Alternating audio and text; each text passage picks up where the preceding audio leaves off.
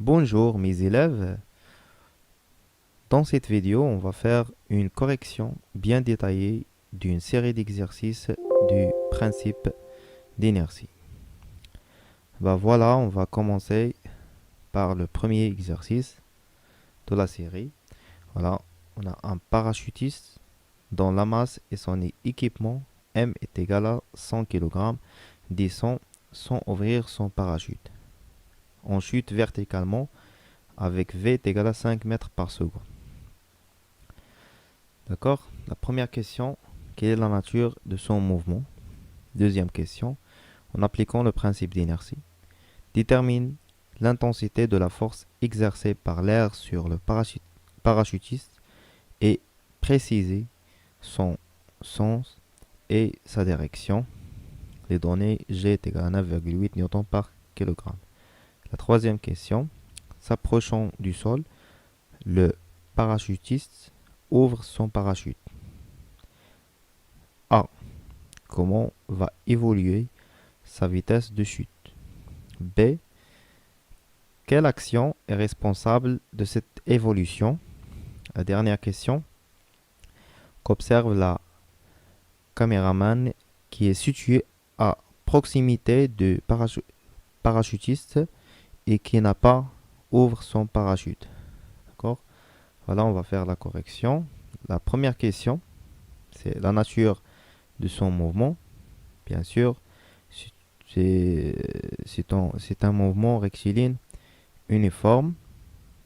Deuxième question. Voilà, le parachutiste est un système pseudo-isolé et son mouvement est rectiligne uniforme. Les informations, le principe d'inertie, puisque la somme des forces appliquées sur le parachutiste est nulle. Comme vous remarquez ici, qu'il y a, attendez, voilà, il y a deux forces appliquées sur le parachutiste. Le poids, une force F, c'est la force appliquée par l'air sur l'homme, d'accord? Et le poids de l'homme, d'accord? Alors le parachutiste est soumis à deux forces. La première force, c'est son poids et la force exercée par l'air. Donc comme vous voyez dans le schéma, que P plus F est égal à un vecteur nul. C'est clair? Alors la troisième, bien, on va faire les caractéristiques, on va faire les caractéristiques de la force F. D'après cette relation, on peut déduire que P est égal à F. Dans même norme. Alors P est égal à F est égal à M fois G. M c'est 100 fois 9,8, c'est 980 newtons. C'est l'intensité de la force exercée par l'air. Le sens est dirigé vers le haut. Et la direction, c'est le vertical. C'est le vertical. S'approchant du sol, le parachutiste ouvre son parachute. Comment va évoluer sa vitesse de chute? هذاك السيد غادي يحل داك الباراشوت ديالو. alors dans ce cas غادي هذيك الموفمون ديالو بحال غادي تغوطاردا واحد شويه. d'accord. alors la vitesse du parachutiste diminuée, son mouvement devient retardé. Là je dis que la force F devient plus importante que le poids du parachutiste. Quelle action est responsable de cette évolution, c'est-à-dire de l'évolution, c'est-à-dire de la diminution du vitesse? C'est l'action responsable sur ça.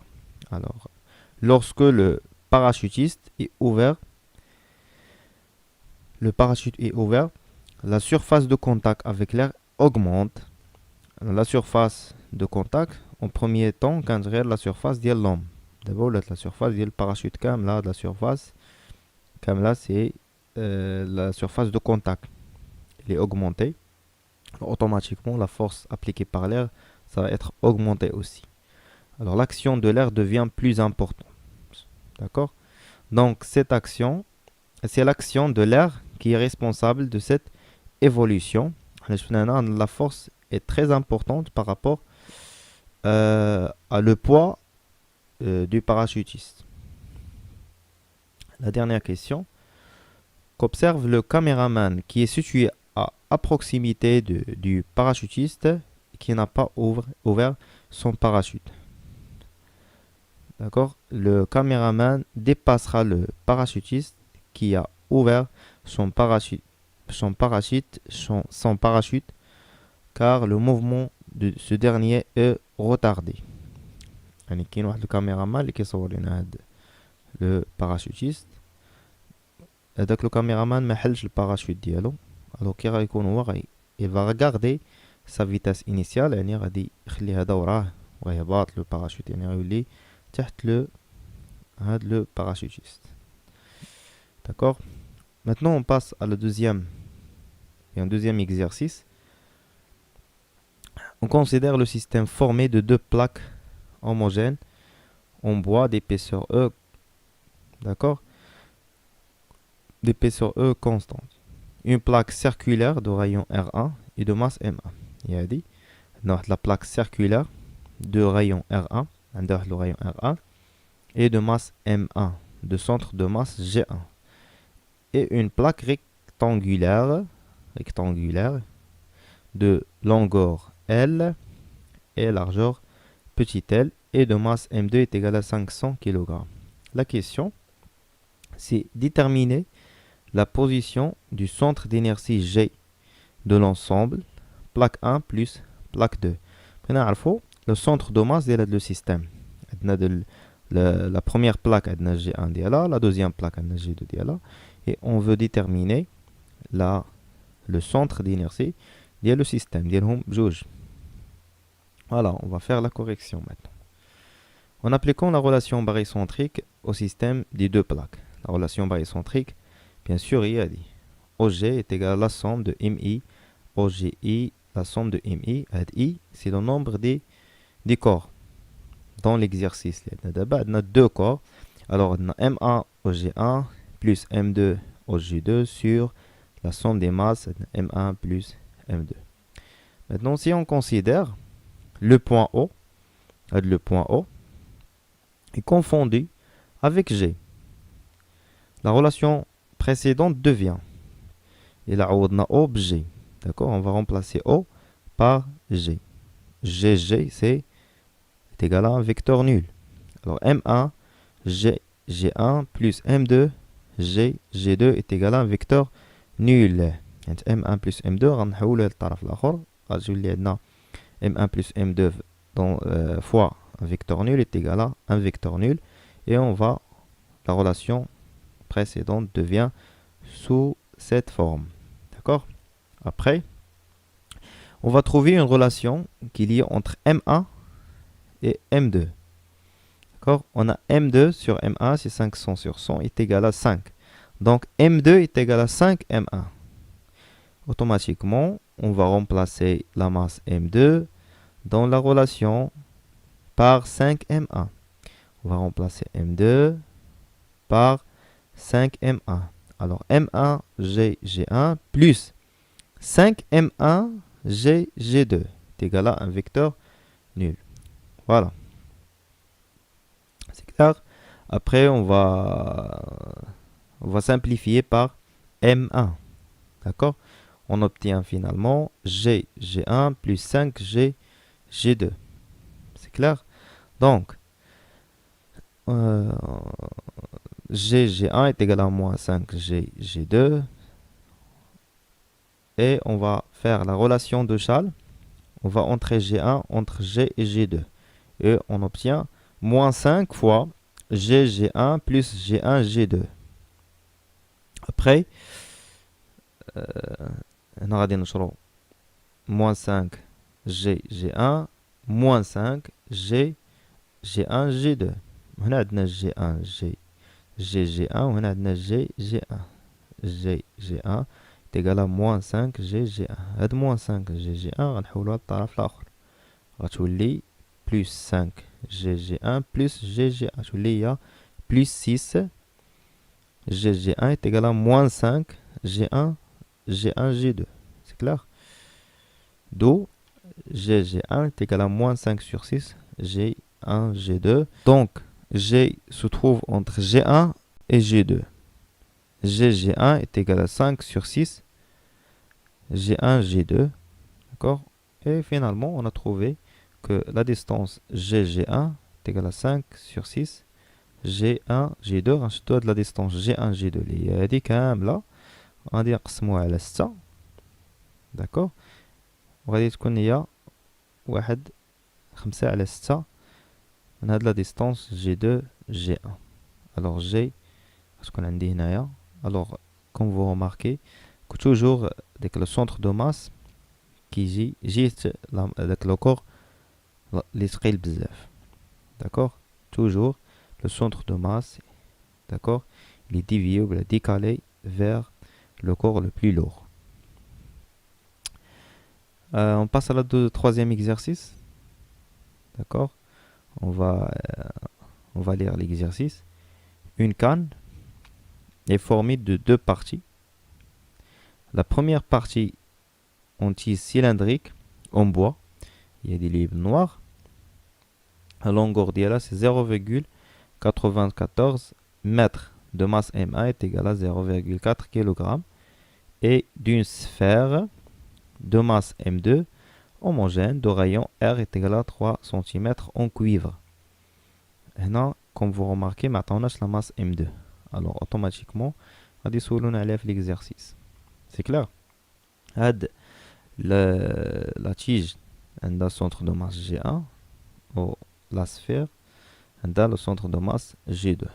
Les questions. Calculer la masse M2 de la sphère. Il y a une sphère de cuivre. Calculer la masse M2. Deuxième question. Précisez tout d'abord la distance entre le centre d'inertie G1 du cylindre et le centre d'inertie G2 de la sphère. Prenez de la distance. Mais G1 à G2, chaque d'accord? Et la troisième question. Déterminer la position du centre d'inertie G de la canne par rapport au centre d'inertie G2 de la sphère. Bien عارفو G يعني centre d'inertie de la canne كاملة par rapport à G2. On a des données. On a quelques données هنايا. Le volume de la sphère يعني الفلكة الحجم ديالها كيكون sous cette forme. V est égal à 4 tiers PR3 et la masse volumique du cuivre. Le cuivre حيت المادة باش نصنعو عندنا هاد السفير. Rho est égal 8,9 g sur centimètre cube. On passe à la correction. Pour calculer la masse M2 de la sphère, on va utiliser l'expression de la masse volumique. On sait bien que la masse volumique c'est M sur V. Alors M2 est égal à Rho fois V. Et on a dans les données que V est égal à 4 tiers PR à la puissance 3. On a déjà la valeur de Rho et la valeur de petit r. On va tout simplement faire une application numérique. Numérique, c'est 8,9 fois 4 tiers P3 la puissance 3, c'est 106, c'est 1006 grammes. Alors la masse de la sphère, c'est 1006 grammes. C'est 1 kg,006. La deuxième question. On veut préciser tout d'abord la distance entre le centre G1 et G2. Voilà.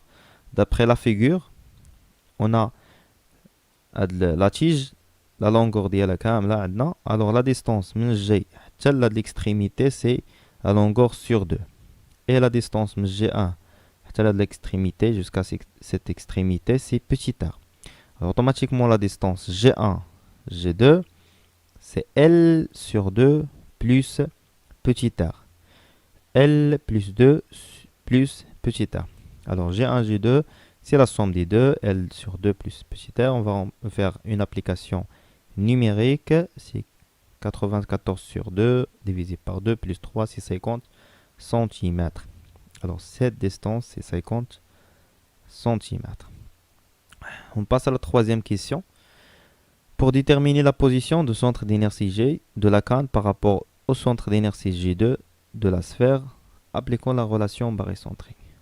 Toujours, on applique la même relation barycentrique. On a OG est égal à la somme de MI, OGI, la somme de MI. Il devient, on a deux corps, une sphère et la tige. C'est la masse de la tige fois OG1. Avec G1, c'est le centre d'inertie de la tige. Plus M2, OG2. M2, c'est la masse de la sphère. Et G2, c'est le centre d'inertie de la sphère. Sur la somme des masses. Considérons que le point O confondu avec G1. Là, le point O,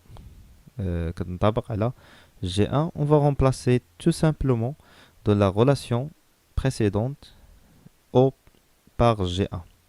Alors, c'est G1G plus M1 G1G plus M2 G1 G2 sur la somme des masses. Vous pouvez remarquer ici qu'on a G1 G1. G1 G1, c'est 0. Alors, on va enlever ce terme et on obtient cette relation. G1G est égal à M2 G1 G2 sur la somme des masses. On va faire une application numérique et on a trouvé que G1G est égal à 335,8 cm. Alors, on a G1, G2, c'est 50 cm. Et on va mesurer G1G 35,8 cm. Et on a trouvé finalement la position du centre de masse G de l'ensemble, la tige plus la sphère. D'accord? Alors on passe à la quatrième exercice. Le quatrième exercice, voilà l'énoncé de l'exercice. Haytham propose de lancer sur un sol mouillé, bien lisse, une savonnette humide qui glisse sur l'un de ses faces. يعني واحد هيتم بروبوزا باش يلوح واحد الصابونه على واحد لافاس ديالها في واحد على واحد السطح اللي هو سارد شويه وملس. Il dit que la savonnette va décrire un mouvement rectiligne uniforme. Ayman lui répond que la savonnette va s'arrêter à cause de son poids. Alors la première question, quelles sont les hypothèses sur lesquelles s'appuie Haytham pour justifier son affirmation؟ شنو هما دوك الفرضيات اللي اعتمد عليهم هيثم باش يقول ان هاد السافونيت va décrire un mouvement rectiligne uniforme. Alors la deuxième question, Ayman a-t-il raison et pourquoi? Troisième question, en réalité on observe que la savonnette s'arrête au bout d'un certain temps. Quelle est la nature de ce mouvement? Que peut-on déduire? Alors, on va passer à la correction. Les hypothèses sur lesquelles s'appuie Haytham pour justifier l'affirmation. Son affirmation, c'est Haytham suppose que les frottements sont négligeables. Les frottements sont négligeables. Il y a quand même les frottements négligeables. Alors, la réaction du plan reste comme perpendiculaire. Alors, puisqu'il n'y a pas de frottement, R perpendiculaire à la surface. D'accord? Et le poids. Et la savonnette humide glisse sur un sol lisse. La savonnette est soumise à son poids et à la réaction du sol. C'est clair? Alors, comme vous remarquez ici, que les deux forces de même intensité et de deux sens inverses, opposés. Alors, la somme des deux est égale à 0. Alors, d'après le principe d'inertie, que la somme des forces est égale à 0, alors le corps est soumis à un mouvement rectiligne uniforme. D'accord? Alors, les deux forces sont opposées et égales. La réaction du support est verticale comme le poids. D'accord. On passe à la deuxième question. Ayman a raison. Ayman عنده الحق. Le poids est une force verticale. Il ne peut pas modifier le mouvement qui s'effectue horizontalement. Parce qu'il y a des mouvements horizontaux mais verticaux, le poids qui modifie le mouvement. D'accord? Alors, troisième question. En réalité, on observe que la savonnette s'arrête au bout d'un certain temps. Quelle est la nature de ce mouvement? يعني كانت غادا بواحد الموفمون ريكتيلي من بعد باش كتنقص ليها الموفمون اوتوماتيكمون غتكون ديك الموفمون يعني متباطئه c'est-à-dire un mouvement retardé ou la ralenti. Dans ce cas, le mouvement de la savonnette est rectilinément retardé ou ralenti. يعني متباطئه. Alors la deuxième question, petit b, que peut-on déduire? Alors, غيكون شي سبب اللي خلى هاد الموفمون تولي retardé. السبب هو on peut en déduire qu'il existe des forces de frottement qui ne sont pas négligeables. Alors هذيك l'hypothèse اللي عطا هيثم قبيله قال لك ان لي frottements négligeables. الا كانوا لي frottements négligeables متفقين مع ان السافونيت غتبقى عندها un mouvement rectiligne uniforme. Mais dans ce cas, parce que les mouvements ne sont pas négligeables, alors la somme des forces est égale à 0, alors le corps d'Iana, ce n'est pas pseudo-isolé. Alors le principe d'inertie n'est pas valable. Alors on dit qu'on a un mouvement rectiligne retardé. C'est clair? On passe à l'exercice numéro 5. Voilà l'énoncé de l'exercice. Soit une grue soulevant un bloc de béton de masse M est égal à 1500 kg. Cette grue soulève le morceau de béton à l'aide d'un câble d'acier. Le câble d'acier rigide et tendu à vitesse constante verticalement. Alors les questions, c'est dans quel référentiel vous vous placez pour étudier le mouvement du bloc de béton? Deuxième question. Calculez le poids P subi par le bloc de béton. Donnez les caractéristiques de vecteur poids. Troisième question. Le bloc de béton vérifie-t-il le principe d'inertie et justifié? Quatrième question. Donnez le nom et les caractéristiques d'une autre force subie par le bloc de béton. Cinquième, la dernière question. Représentez ces deux forces sur un schéma simplifié avec une échelle appropriée. Bon, on passe à la correction. La première question, dans quel référentiel vous vous placez pour étudier le mouvement du bloc de béton? Bien sûr, c'est le référentiel terrestre, puisque le grue qui est à l'ard, alors comme référentiel, la surface de la Terre. Alors la surface de la Terre, c'est un référentiel terrestre. Deuxième question. Calculez le poids subi par le bloc de béton et donnez les caractéristiques. Voilà. Le poids, on a déjà la masse. Il suffit de multiplier la masse fois G. P est égal à M fois G, c'est 1500 fois 10, c'est 1,5 10 puissance 4 newton, 10 puissance 4 newton. Les caractéristiques du poids.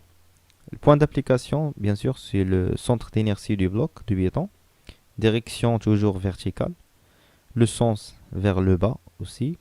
Et la valeur, c'est 1, la valeur, c'est-à-dire l'intensité, soit la norme. Ça signifie la même chose. C'est 1,5 10 puissance moins 4 newton. La troisième question. Le bloc de béton vérifie-t-il le principe d'inertie justifié? Voilà. Le bloc de béton a un mouvement rectiligne uniforme. Le bloc de béton a un mouvement rectiligne uniforme.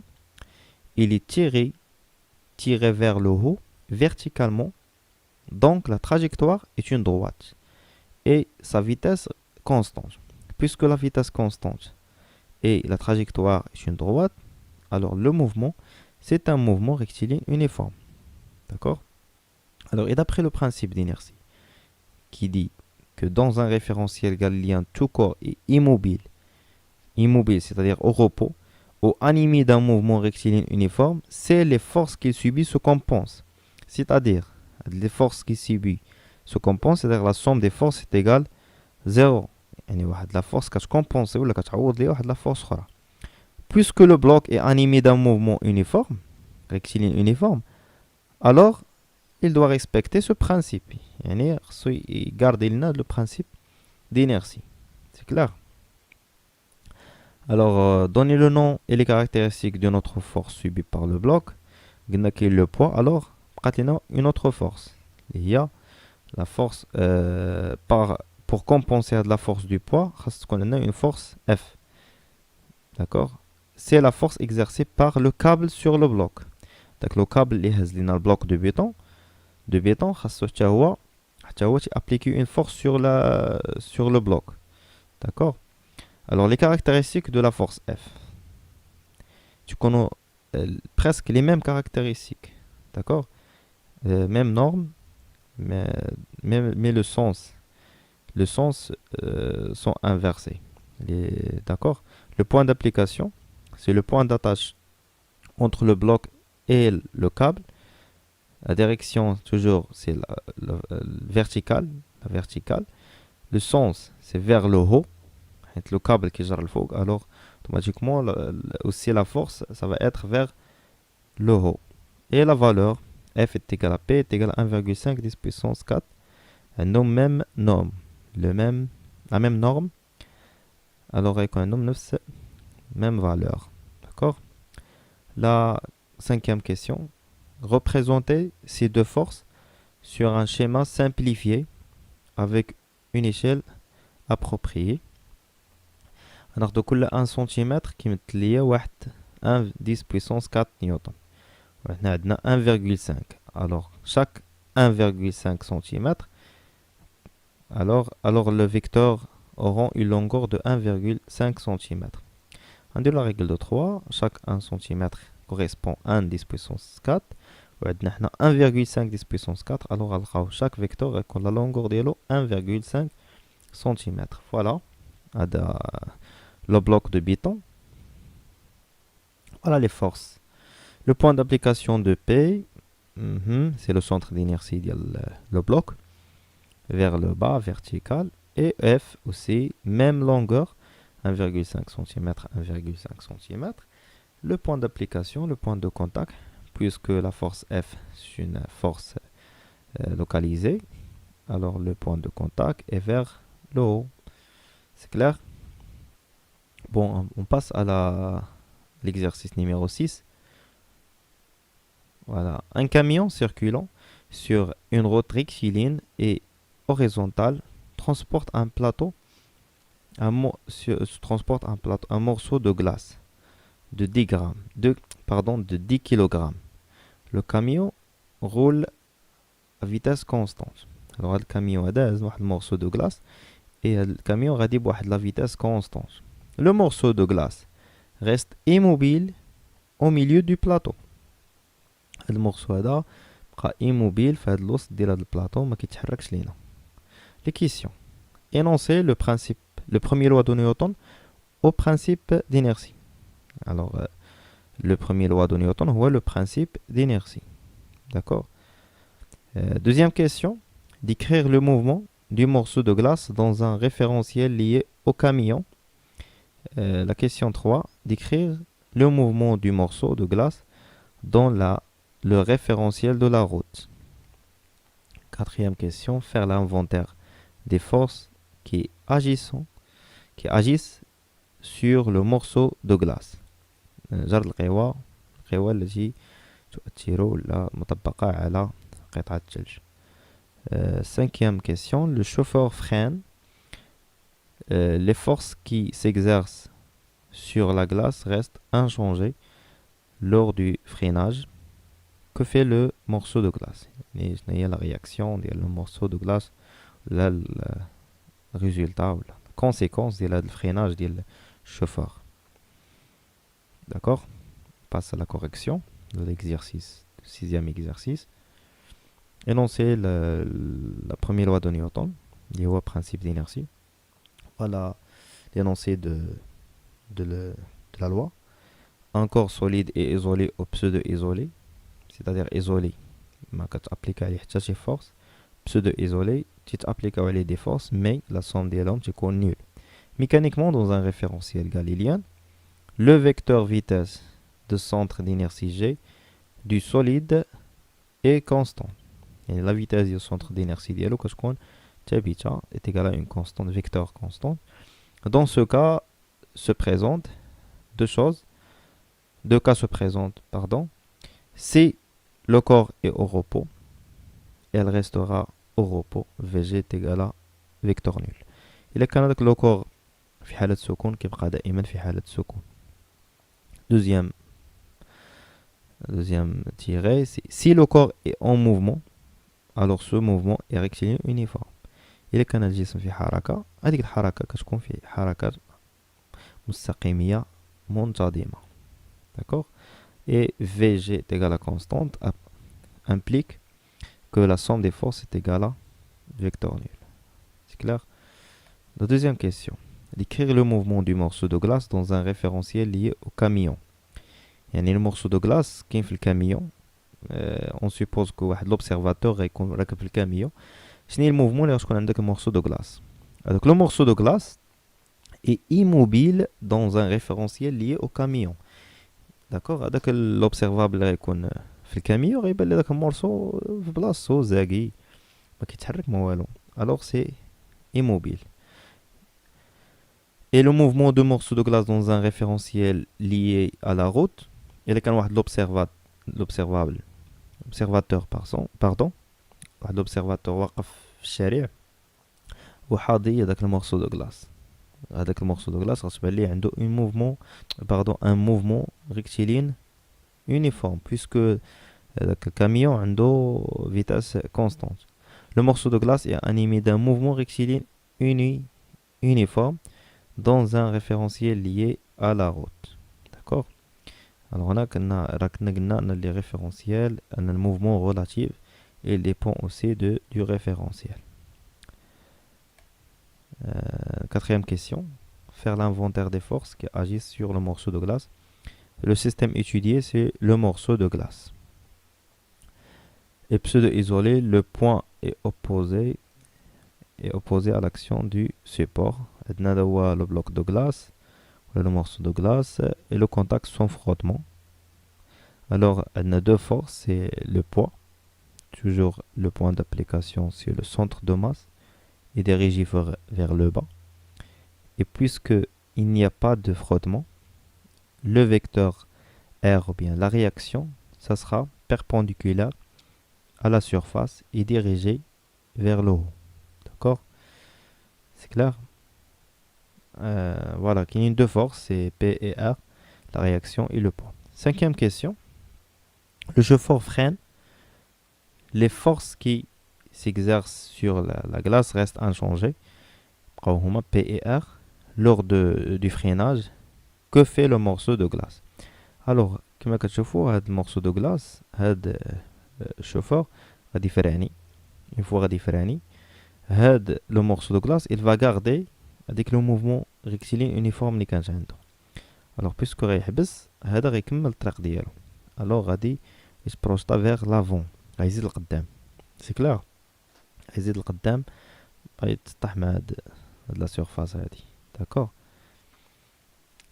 بحال باش كتكون غادي مع باك في الطوموبيل وداير لا سانتور ديالك ان سيغتان مومون كيفراني. alors اش كيوقع لك انت كتزيد لقدام. c'est-à-dire كان لو سونتر دينيرسي ديالك il a gardé son mouvement باش كيحبس باك الفران ياك انت كتزيد لقدام وكتحبسك هذيك لا سانتور كتخليكش تخرج من الطوموبيل من الجاجه. c'est clair, c'est la même chose. Alors le morceau de glace est projeté vers l'avant lors du freinage. C'est clair? Alors j'espère تكونوا فهمتوا هاد les exercices et le principe d'inertie. Bon, merci pour votre attention. N'oubliez pas d'abonner et de vous encourager.